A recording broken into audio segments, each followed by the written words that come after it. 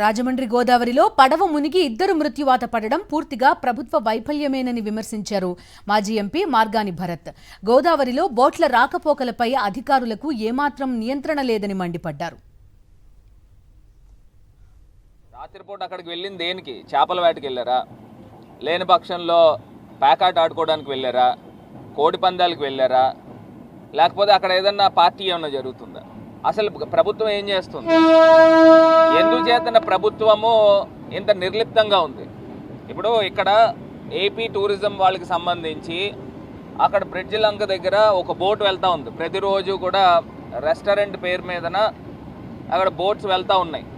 వెళ్తున్నప్పుడు ప్రతిరోజు మరి కామన్ పబ్లిక్ వెళ్తున్నారా లేకపోతే ఏ ప్రజలు వెళ్తున్నారా అనేది ఒక పూర్తి క్లారిటీ లేదు.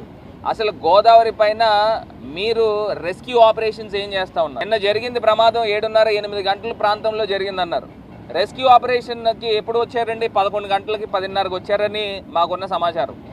అంటే సుమారుగా 2:30-3 గంటల పాటు గతంలో పుష్కరాల టైంలో ఇదే పుష్కర్ ఘాట్లో 29 మంది తొక్కిసలాటలో చనిపోయారు.